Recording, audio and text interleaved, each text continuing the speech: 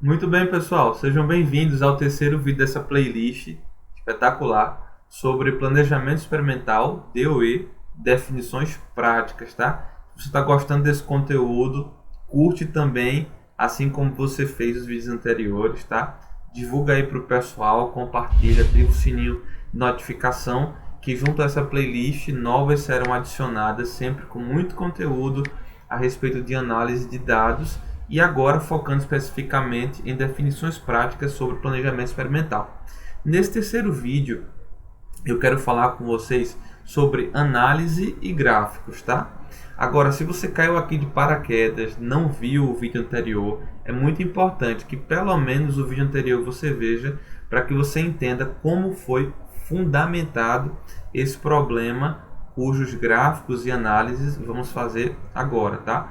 Então, dentre as principais ferramentas gráficas que temos, a gente tem os gráficos fatoriais, os gráficos de contorno, gráfico de cubo, gráfico de superfície, boxplot, Pareto, análise de variância, que é mais uma tabela, e inúmeros outros, tá? Aqui eu estou trazendo definições práticas, é um planejamento experimental básico, então aqui eu tenho as principais ferramentas disponíveis de análise que a gente tem, tá? E nesse estudo de caso, eu quero só te relembrar que é um estudo de caso que a gente está continuando desde o vídeo anterior, disponibilizado no problema 5.3.1 de Montgomery, sétima edição, página 190, sobre a introdução a designs fatoriais. Então, nele, um engenheiro está projetando uma bateria para uso em um equipamento. E esse equipamento está em um local em que existe variação brusca de temperatura. Então, dessa maneira, ele quer desenvolver uma bateria, tá, que tenha tipos de materiais, ou ele está testando tipos de materiais diferentes, tá, em temperaturas diferentes e fazendo análises laboratoriais sobre o fenômeno tempo de vida útil em horas dessas baterias, tá bem? Então agora eu te convido a ir para o Minitab e lá eu vou continuar a fazer todas essas análises e obter todas essas respostas, conversando aqui, trazendo para ti um panorama de respostas e de análise passo a passo, tá? Então olha só, para que você entenda que eu sei do que eu estou falando, eu vou fazer uma análise geral com você e você vai perceber que não existe nada escrito, tudo bem? É realmente algo que está aqui na minha mente e aí eu vou conseguir fazer essa análise contigo, tá? Então, se você quiser escrever, vai pausando o vídeo, ouvindo o que eu estou falando e vai escrevendo aí também, para que fique muito mais prático e você aprenda mais, tudo bem? Foi assim que eu aprendi. Então vamos lá para o Minitab comigo.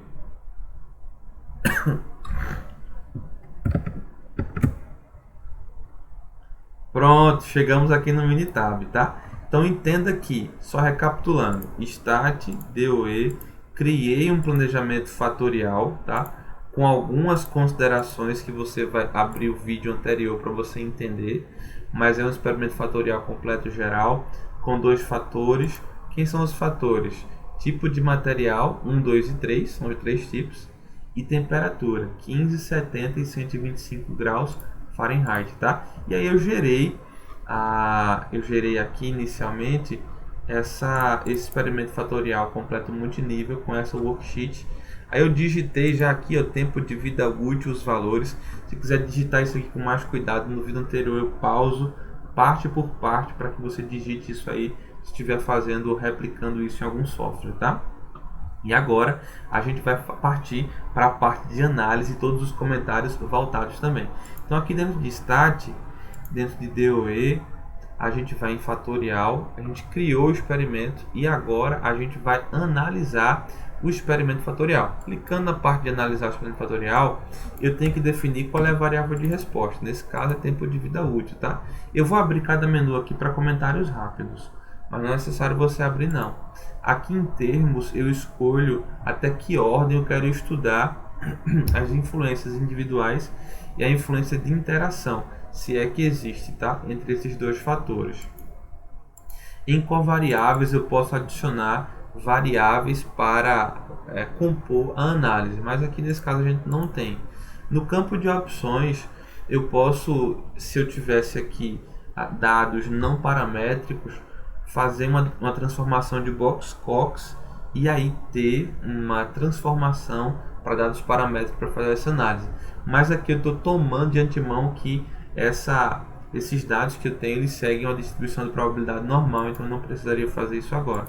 Em Stepwise é um fator de melhoramento, tá? Que eu não vou comentar agora, que ele é muito útil, principalmente quando a gente tem uma série de fatores. Aí um planejamento fatorial com mais de 4 fatores ele é bastante útil, tá? Mas agora eu não vou comentar sobre ele. Aqui dentro de gráficos eu vou deixar marcado o gráfico de Pareto, tá?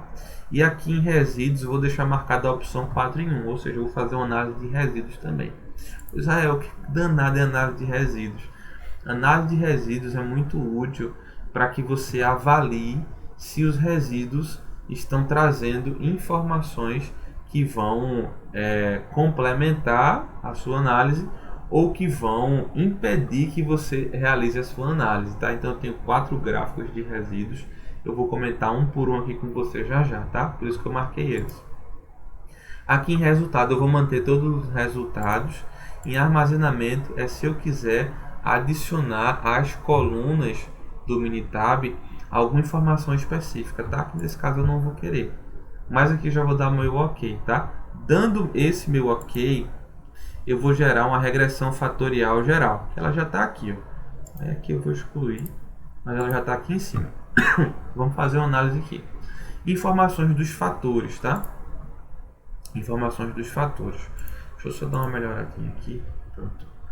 Informações dos fatores. Então aqui, ó, eu tenho quais são os fatores? São 2, tipo de material e temperatura em Fahrenheit. Quantos níveis cada fator? 3. Esse fator 1, os níveis são material 1, material 2 e material 3. E nesse fator 2, que é a temperatura, eu tenho um nível 15 graus, 70 graus e 125 graus. Agora vamos partir para a minha análise de variância. Eu vou trazer um outro vídeo explicando matematicamente como construir a ANOVA, tá? É muito interessante. A gente vai ter muitos insights também nesse vídeo e vai entender o principal impacto de um aumento da variabilidade, ou seja, você fazer réplicas e essas réplicas terem valores muito diferentes. Não deveria ser, né? É uma réplica. É a mesma corrida experimental, com o mesmo fator e mesmo nível, tá? Sujeita às mesmas fontes de variação, elas não devem ter valores tão grandes. A diferença não é tão grande entre si. Então, quando aumenta a variação, qual é o impacto que isso traz no cálculo da análise de variância? Vai ser um vídeo show, tá, gente? Muito bom. Mas aqui já estou pegando a ANOVA pronta para a gente analisar. Então, olha só. Quando eu observo a análise de variância, eu tenho aqui o meu termo do modelo. O meu termo do modelo é o modelo matemático que foi construído, tá? Eu tenho o meu termo do erro, a minha fonte de variação erro e o total. O total seria a união, né, da fonte de variação do modelo com a fonte de variação do erro em si, tá? Dentro da fonte de variação do modelo eu tenho o modelo linear e a interação.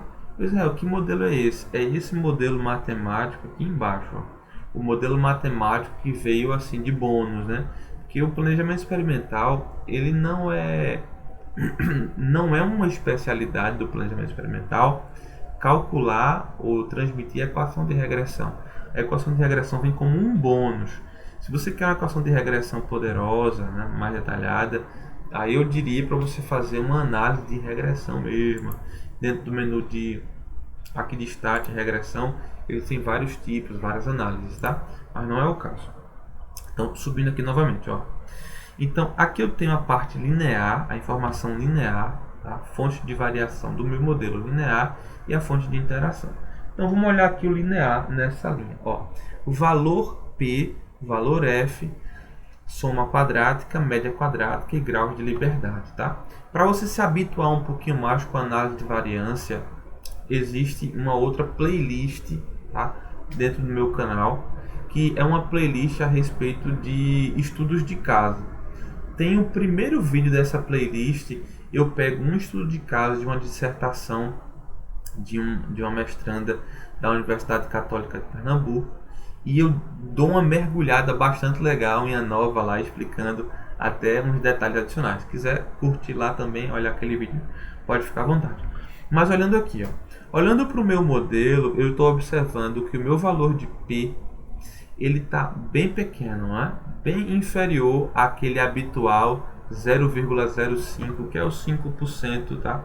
De intervalo de confiança. O intervalo de confiança 95% e o nível de confiança de 5% que a gente precisa calcular, né? Que é o valor de alfa, que é padrão, né? 5%.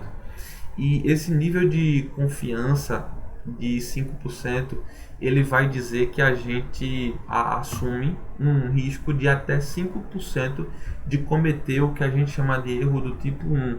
Depois, em outras aulas, eu vou explicar mais para vocês sobre isso. Mas de cara aqui, o ideal é que o meu valor P, nesse caso, seja inferior a 5%. 5%, lembrando que é 0,05, tá?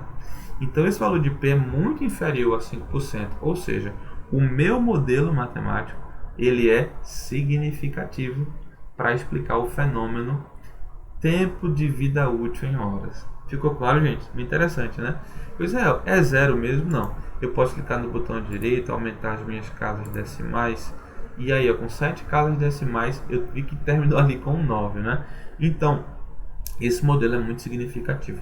Mas dentro do modelo eu tenho a parte linear e a parte de interação. A parte linear ela é a mais significativa das duas, tá? Porque da interação foi 0,01, né? 0,01 é 1,8%, enquanto aqui é muito menor, né? Muito menor. Então, quanto menor, maior a influência significativa daquela fonte de variação. Então, no caso aqui, dentro do linear agora, eu percebi que o linear ele é mais importante do que a interação. Mas dentro do linear eu tenho uma variação causada pelo tipo de material e a variação causada pela temperatura. Comparando as duas, a variação causada pela temperatura é bem mais significativa do que a variação causada pelo tipo de material. Então, mesmo assim, o tipo de material tem uma influência individual significativa, tá? Enquanto a temperatura tem uma influência individual significativa muito maior do que a influência do tipo de material. Ou seja, o fator 2, temperatura, é mais importante para o tempo de vida útil do que o tipo de material, tá? Ou seja, a temperatura influencia muito mais essa variação, né? De 15 a 125, dentro desses níveis. Influencia muito mais o tempo de vida útil do que a escolha do tipo de material, tá? Então, se a gente pudesse pegar essa temperatura e trabalhar a temperatura em condições mais controladas, isso iria maximizar ou minimizar mais o tempo de vida útil, porque ela é mais importante. Enquanto a interação, ou seja, a influência de interação, que é uma influência que não é tão fácil de ser explicada, mas o ideal é que ela seja explicada, essa influência de interação entre elas também é significativa, tá?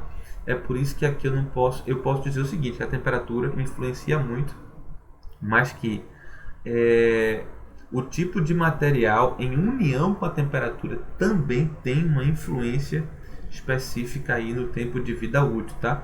Físico-quimicamente, o tipo de material escolhido e a temperatura tem uma agregação lá das partículas que faz com que maximize ou minimize o tempo de vida, tá? Como é que eu vou saber se vai maximizar ou minimizar? Através dessa tabelinha que a gente vai analisar já, tá? Então, o valor F é o coeficiente de Fischer. Ele vai falar principalmente da condição de replicabilidade do modelo ou também a importância que cada fonte de variação dessa tem no tempo de vida útil, tá? Então a gente percebe de cara que realmente a temperatura é o que tem o maior valor, né, para essa importância. Pois é, esse valor F está relacionado ao quê? Ele está relacionado com a média quadrática para cada uma dessas linhas aqui, dividido pela média quadrática do erro. Então, só dando um spoiler já aqui de outros vídeos. Quando a gente aumenta muito a variabilidade entre as réplicas, o quadrado médio do erro maximiza muito. Então, se o quadrado médio do erro está no denominador do valor de f, quanto maior o quadrado médio do erro, menor vai ser o f. Quanto menor o F, isso vai ser muito ruim, porque aqueles fatores que eu escolhi, eles vão passar a não ser tão significativos para explicar o fenômeno que eu estou estudando, né? Então, de cara aqui, o ideal é que eu tenha nas réplicas uma variabilidade menor. Interessante que o quadrado médio do erro, ele é a variância completa do modelo matemático, tá? Só mais uma dica aqui para você. Agora, avaliando aqui o sumário do modelo. Dentro do sumário do modelo, eu tenho esse valor de R2, que é muito conhecido, né? Esse valor de R2 é chamado de coeficiente de determinação ou variância explicada. Ou seja, o quanto do meu fenômeno, tempo de vida útil, pode ser explicado por esses dois fatores que eu escolhi com esses níveis, né? O quanto do meu fenômeno pode ser explicado? Aí o R2 está dizendo aqui, ó, 76%. Ou seja, 76% do tempo de vida útil pode ser explicado por esses dois fatores que você escolheu. Isso é bom? Na minha opinião, isso é interessante, né? Porque você escolheu dois fatores que já explicam bem o tempo de vida útil. O restante aqui, esses 20 e poucos por cento que não estão sendo explicados, onde é que eles estão? Eles estão em fatores que você ainda não estudou. Ou seja, você escolheu aqui tipo de material e temperatura, mas será que a localização da bateria em relação ao equipamento influencia? Se eu coloco a bateria ela em cima do equipamento, dentro do equipamento, do lado direito do equipamento, não sei, estou chutando. Eu teria que procurar outros fatores que elevariam o meu valor de R2, da variância explicada, tá? O ideal é que eu tenha a variância explicada do máximo possível, né? Esse R2 ajustado, ele considera o modelo matemático que foi desenvolvido, tá? Então, um R2 76% é bom? É, mas é muito bom a gente focar no R2 ajustado, porque o R2 ajustado vai ser o quanto que o meu modelo matemático, que é o que eu vou na realidade usar daqui para frente, né? Ele vai conseguir explicar daquele fenômeno que eu estou estudando, tá? Já o R2 predito, ele vai levar em consideração esse erro padrão dos coeficientes e o erro de variância aqui do meu modelo. É por isso que ele reduz também, tá bem, gente? Então foquem aqui no R2 e no R2 ajustado, tá? Aqui eu tenho os meus coeficientes. Esses coeficientes são os coeficientes que vão ser utilizados para montarmos aqui, ó, a minha equação de regressão. Cada coeficiente desse tem um erro padrão, que é importante que a gente verifique, tá? Tem o valor T e o valor P, tá bom? E além do fator de inflação da variância, que são coisas que em outros vídeos mais avançados do DOE eu vou tratar aqui com vocês. Mas olha que coisa interessante, ó. O tipo de material aqui, ó, ele é significativo? Sim, ele é bastante significativo, tá? Ele é significativo para reduzir o valor do tempo de vida útil. Ou seja, usando o tipo de material 1, eu sei que eu vou estar reduzindo o valor da vida útil, tá? Já que a temperatura de 15 graus, ela também é bastante significativa, mas para aumentar a vida útil. E essa variável de resposta cá para nós, a gente quer aumentar a vida útil de uma bateria, né? Então, o material de tipo 1, eu já não escolheria ele por aqui. Mas a gente tem muitos outros gráficos para entender isso aqui também, tá, gente? E aqui a gente vê algumas interações. Ó, a interação do material 1, que reduz, né? Reduz o tempo de vida útil. Uma temperatura 70, que é uma temperatura que aumenta, vai aumentar um pouquinho só. Essa interação reduz muito. Então, é muito ruim eu utilizar o material 1, porque principalmente aqui, ó, quando a temperatura for 70, vai reduzir muito o tempo de vida útil da minha bateria, tá? E aqui eu tenho a minha equação de regressão. Ou seja, vamos dizer que a partir de agora você vai querer analisar o futuro, né? Poxa, Zé, vamos dizer que a partir de agora só tem no mercado o material de tipo 3. Se eu comprar o material tipo 3 e fazer, qual vai ser o tempo de vida útil médio? Aí eu vou ter as informações aqui, tá? Gente, Aqui embaixo eu tenho uma tabela de ajustar diagnóstico de observações atípicas. É normalmente quando eu tenho grandes resíduos. Então imagina só. Aqui, ó, na observação na linha 19, eu tinha uma vida útil de 74 horas. E aqui eu tenho um resíduo muito elevado. Hoje, esse resíduo aqui, ele advém de quê? Se você pegar essa linha da tabela, vamos pegar aqui observação 19. Vou pegar aqui a observação 19. Ó, a observação 19 é quando eu tinha o tipo de material 1 com a temperatura 15. E por que é que teve uma aberração muito grande? Vê só, 74, né? Mas se eu vir aqui em cima, 1,15, 130. Aqui, ó, 1,15, 155. Ou seja, de 130 para 155 existe um tamanho, né? E aqui embaixo, ó, 1,15, 180. Então percebe que está tudo acima de 130. Aí aqui eu venho nessa réplica deu 74. Ou seja, foi um valor muito diferente do que eu estava esperando. Será que isso seria um outlier se eu puxasse um box plot? Não sei. Mas muito provável seria um outlier isso aí, tá? Será que não houve um erro na digitação? Em vez de 74 era 174? Também não sei. Eu teria que... Não foi eu que desenvolvi o problema, né? Mas eu teria que averiguar. Mas entenderam aqui, gente? Interessante isso, né? Isso fez com que houvesse uma observação atípica, um resíduo muito grande, tá? Olha uma coisa bacana. Esse gráfico de Pareto aqui. Nesse gráfico de Pareto para efeitos padronizados, a gente enxerga aquilo que a gente estava vendo. Olha a legenda. A temperatura ela é bem mais significativa do que o tipo de material e a interação entre eles também é significativa. Ou seja, no Pareto, tudo que passa dessa linha vertical, que é a linha a partir da qual tudo se torna significativo, seria a linha do 0,05, tá? Daquele índice de confiança que eu comentei. Tudo que passar dessa linha vermelha torna-se significativo, tá, gente? Então, o Pareto está analisado. Aqui embaixo agora eu tenho um gráfico de resíduo, bem interessante, né? Esse gráfico de resíduo ele é dividido em 4 partes.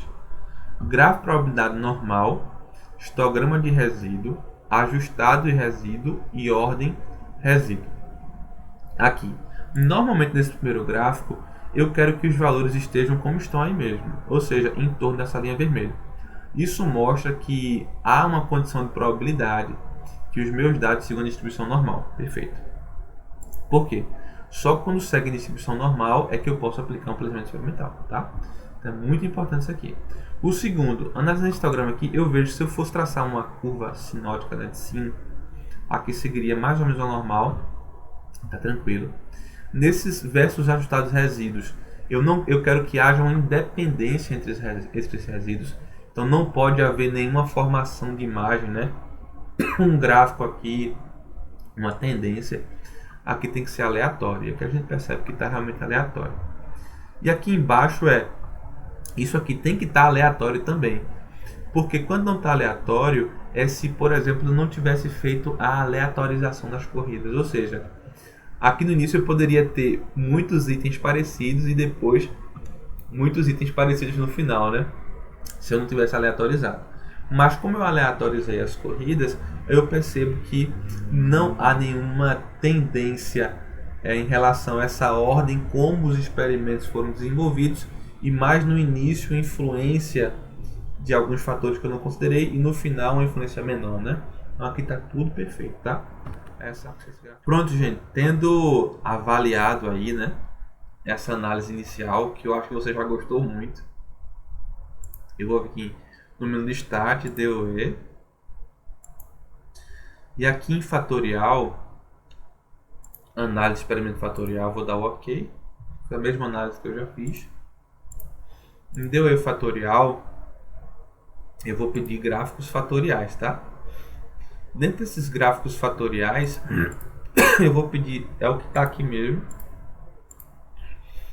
aqui em gráficos, essa matriz está ok, beleza, dá o OK. Ó, deixa eu maximizar logo esse aqui, ó. Pronto. Gráfico de efeitos principais para tempo de vida útil. Eu sei que esses dois efeitos são significativos porque a nova já disse que eles são. Ó, vamos entender a influência individual de cada um desses fatores. Começando pelo tipo de material. Quando eu uso o tipo de material variando de 1 para 3, eu percebo um aumento na média do tempo de vida útil. Ou seja, será que se eu usar o material 3, eu vou ter sempre vida útil maior se for uma influência individual? Sim, percebo isso. Temperatura. Aqui eu percebo que quando a temperatura aumenta, eu tenho uma queda drástica no tempo de vida útil da minha bateria. Tudo bem, pessoal? Ou seja, eu não quero aumentar muito a temperatura, porque quanto maior a temperatura, uma queda drástica, né? É isso que eu observo. Olhando aqui agora essa análise em conjunto, tá? Eu percebo que pela falta de paralelismo, existe sim uma interação entre o tipo de material e a temperatura em si, tá? Olha só. No tipo de material 1, eu percebo que tanto para a temperatura 70 quanto 125, ele me dá valores de vida útil pequeno, tá? Mas se a temperatura fosse 15 graus, eu teria aqui um excelente valor para o tempo de vida útil, né? Analisando aqui o tipo de material 2 agora. O tipo de material 2, a depender da temperatura, ele se comporta de maneira diferente, tá? O tipo de material 3, quando as temperaturas são de 15 até 70 graus, tá?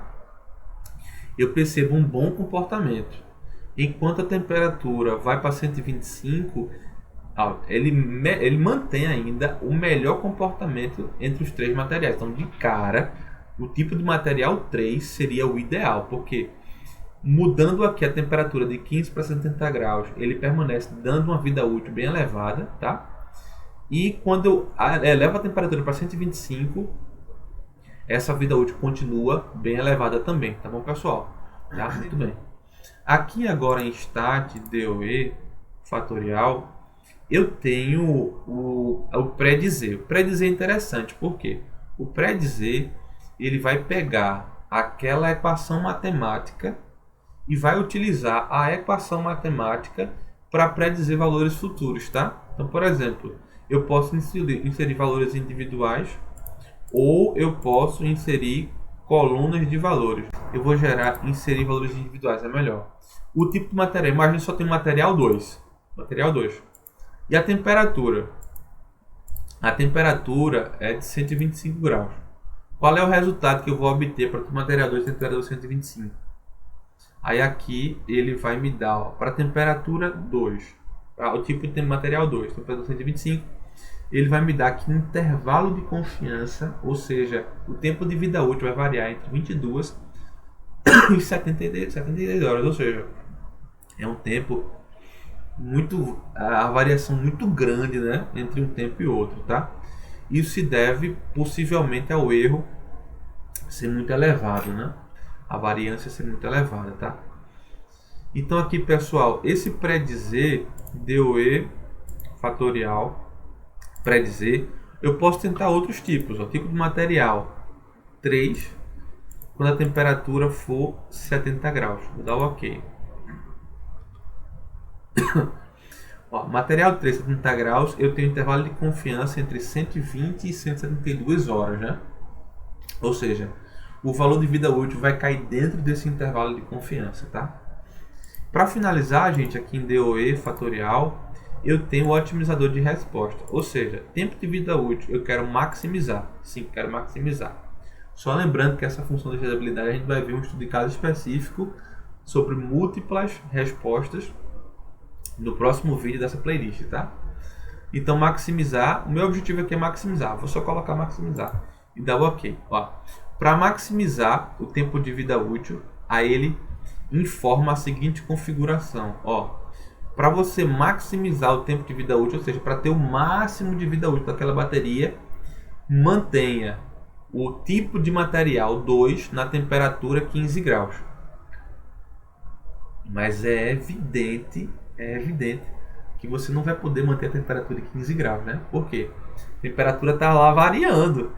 Ou seja, qual é o melhor material que você pode escolher para, independente da temperatura, você ter bons valores. A gente viu pelo gráfico que é o material 3. Agora, para encontrar o maior tempo de vida útil, aí sim, seria utilizando o material 2 e a temperatura de 15 graus. Desde que esses 15 graus fossem constantes, mas não é, na verdade.